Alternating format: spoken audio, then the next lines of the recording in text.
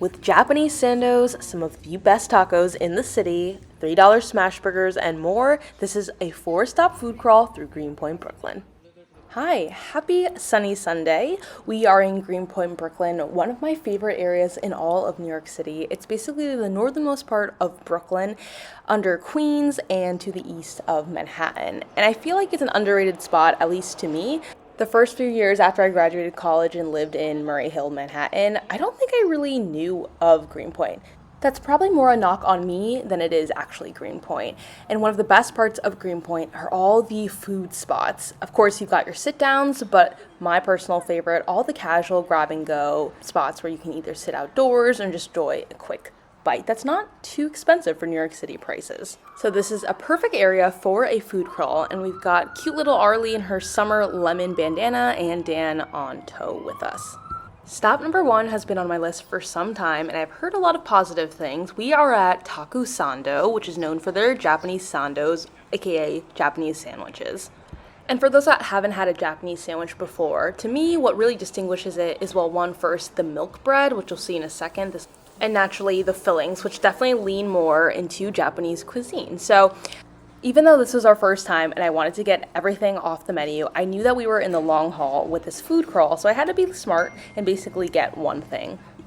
Which thankfully isn't too difficult because they're known for their katsu sando, and their backyard space, which you can see here, is such a rarity, I feel like, in New York City. Like, yes, it's more frequent in Brooklyn, but I love the fact that I can kind of escape the hustle and bustle of New York City and just enjoy a beautiful, beautiful sandwich, which we had to do a little opening grand reveal moment here.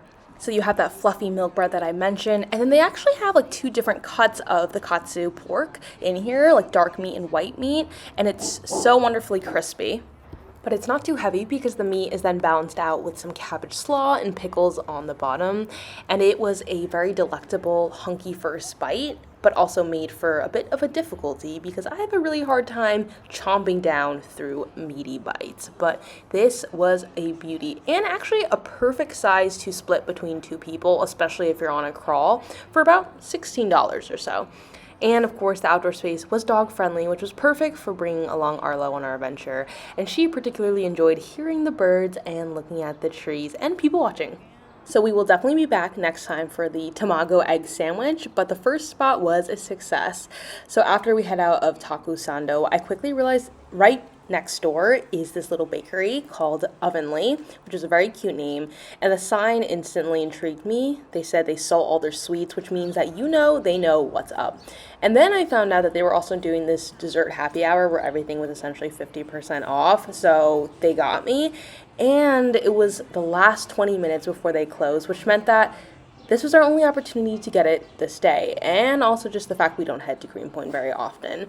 And now choice paralysis was getting me because there were so many different options. Their cupcakes looked delicious, but then they had these cookies, like a hot chocolate cookie. But then when I was looking quickly online for their reviews, they're known for their Brooklyn blackout cake. But luckily for us, we got both the last 2 slices of cake, aka for the price of 1, and then 2 different cookies. And then this is a great street because across the street there is this toy store called My Plastic Heart, which has also been on my list for a very long time. I am not a huge blind box girly, but my sister is, so I instantly thought of her the moment I walked in. And they were another dog-friendly spot. They had little treats. So Arlo was also approving this one, even though she was a little bit excited. And they had their own dog in the back, which was very, very cute. And this was a great street just for like family-owned spots. And you could hit multiple things and only walk 10 feet away and get very dangerously intrigued to spend a lot of money, but worth it because I believe these are all like small businesses and family-owned spots. I will be back for more sandwiches, definitely happy hour on the desserts, and toys, especially if I need a gift. My shelves are probably a little bit full, and Dan would say it's not the best idea for me to fill them up with more trinkets. And before we head out, I do my final lap around, and I was very, very excited about this Lucky Fortune pig, which I think will definitely be on my list the next time that I come. And it's such a cute space, even if you're not actually into buying something, just to do a little window shopping. Okay, and then we turn the corner, and essentially this whole like building is all these renovated, cute stores, from clothing to stationery to dog treats, etc. And it kind of looks like this old warehouse building, but the stores themselves have kind of been updated. So we head out, and then pizza wasn't on our list at Polly G's, but I'm gonna be honest and say pizza is like my 40th favorite food, aka it is not very high on the list.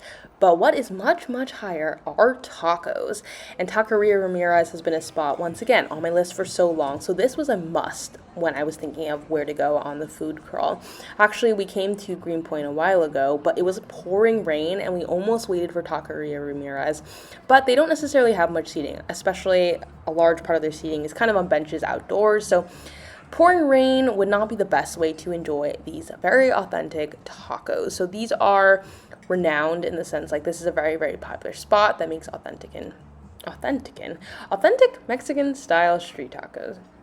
And then I kind of had to decide, what do I want? Like pastor pork is always a go-to. You can't go wrong with pork and some pineapple. But then I was really excited to also try their beef intestine, which I've never tried on a taco. But then I also just wanted their beef confit situation. And I kind of realized, I was like, well, might as well get all three.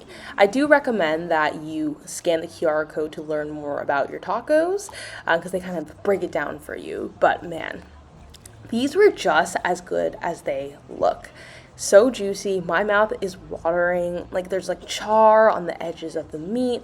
The beef intestine was so soft and there's almost like no texture to it, but when I like took a second to just like process what I was swallowing and what was sitting on my tongue, it was such this like rich beefy flavor.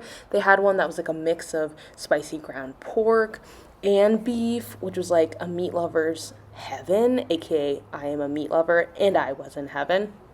It was extremely messy to eat outside, can confirm, so good thing we did this today and not on a rainy day. And of course, another pro tip is making sure to lather on the lime as well as the salsas inside at the little bar, whether you want it mild or you want it hotter. But another Bow Buddy approved spot for sure that I will be coming back to, and of course, some Mexican Coke to round it out. My fingers were getting real messy, as you can see. So we take our dessert leftovers, or I guess desserts to go, and our bellies full of sandwiches and tacos and continue on. It's good in a food crawl where you kind of alternate between food and a little activity just to digest everything and then also keep the momentum going. But here was Transmitter Park, which was right on the map, and another Arlo-friendly spot as well. It's not a huge park, but instantly the views are really, really beautiful, and it was like a very windy moment when we were here, so I kind of felt like I was in some sort of like music video or, you know, just something particularly dramatic. I saw this pier from afar and I was like, oh, we are going on the pier no matter how windy it is. And I got a good little serving of old dogs, which always makes my heart melt. Like I said, the pier was windy and I brought my Mexican Coke with me. And I couldn't just go to the front of the pier. I had to go all the way because this was a full Greenpoint experience. We did like quickly make it to the end, and then I was like, all right, we're ready to instantly walk back. I think on a much calmer day, I would definitely come back here again, bring a book, or even bring like a little snack from one of the places that I visited. Like this would have been a great spot to eat my cookie, but I was just like fully hair in the face.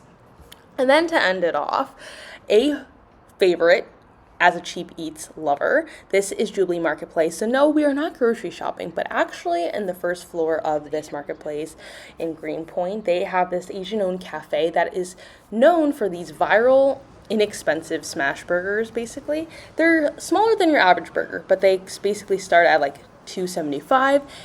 And I haven't been back in a while, so this time I noticed that they had flavored burgers, like with toppings and special sauces, and like they're Asian owned, so a lot of these were Korean inspired in terms of the flavors, and these were still going at just $3, so it's a really, really affordable spot if you need a quick bite, or if you just kind of want to get a bunch of different burgers and different flavors and not spend too much.